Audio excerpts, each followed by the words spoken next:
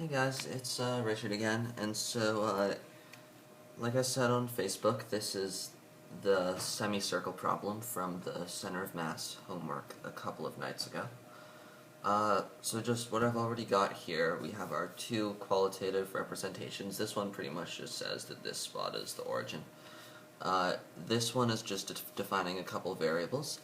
Let's see, so the radius is clearly r, and then I is a height, a y value, along the y-axis, and then f of I is the thickness of a slice of the semicircle at that point, so along this horizontal dotted line. And so we'll see where those guys come into play later. Yeah, but they'll be helpful. And then this is the formula that we're using. If you watched the last video, it's pretty much just the same thing, adjusted to account for mass, because this is technically a center of mass problem, not just a center of area problem. But pretty much the first thing that you do is cancel the masses. Leslie, just because it's a technicality, the x component of the center of motion is, or the center of mass is 0 by symmetry, obviously. Yeah, so figuring out the y center of mass. And since this is the hard part of the problem, I'm just going to refer to that as C, because it's the interesting part of the center of mass. Anyhow, so pretty much because mass is equals to the area mass density times area, we're going to divide the top and the bottom by the area mass density and say that the center of mass is the integral of I times the thickness at I divided by the area of the whole thing. And so we know, because this is a semicircle, that area equals pi r squared over 2.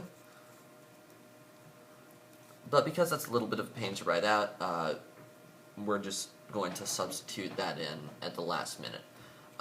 This integral here is what's going to take most of the effort to solve. So we're going to bring that over here and solve it. The first thing that we have to do is establish our limits of integration and our thickness function. So first of all, as you can see from our definition of I is going to range from 0, which is right here, to r, which is at the very edge of the circle. And then it's going to be I times f of I, which is a thickness function.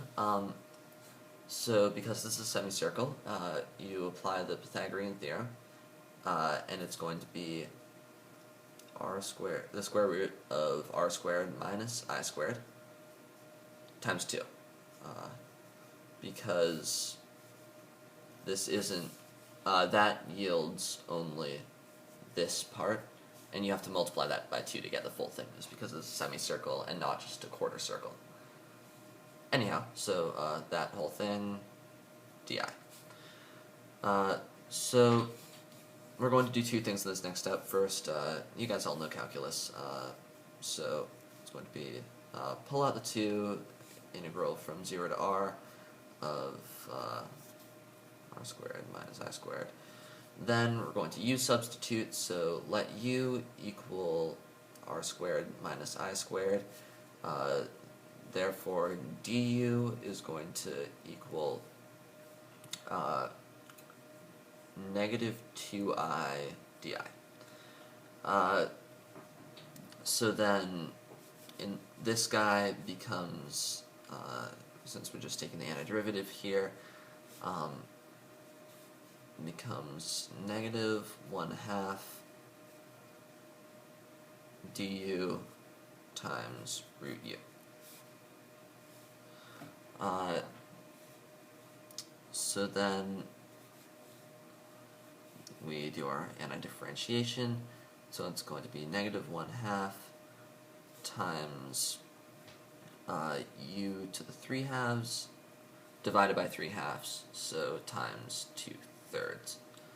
And it's going to be that evaluated at 0 and r times 2. So then The next thing that we're going to do here is just distribute 2 inside. So this becomes negative 2/3 u to 3/2. That's right? Yeah. Evaluated at 0 and r.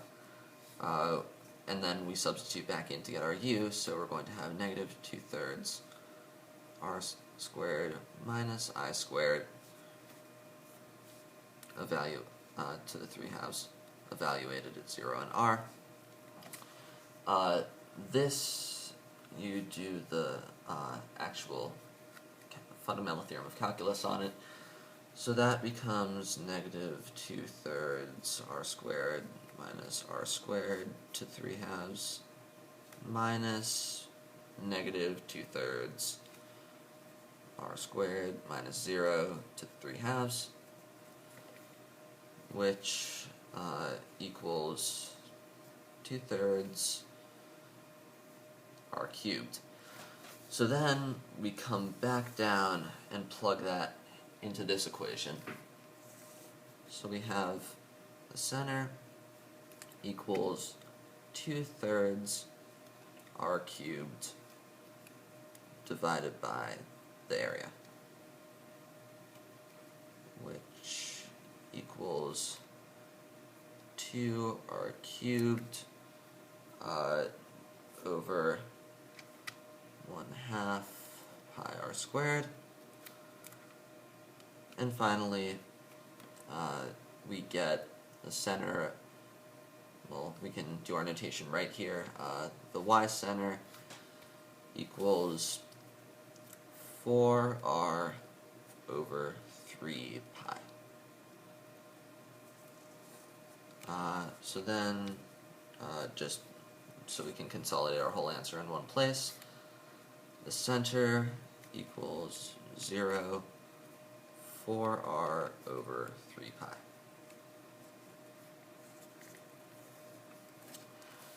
So yeah, there you go.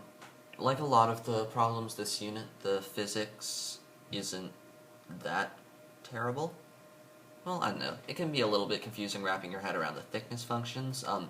Hopefully the idea of the actual thickness function made it a little bit easier. But once you get that done, it's just cranking through a lot of calculus. So, yeah. Thanks for watching. Hopefully that helped, and tell me if I can do anything more. Bye.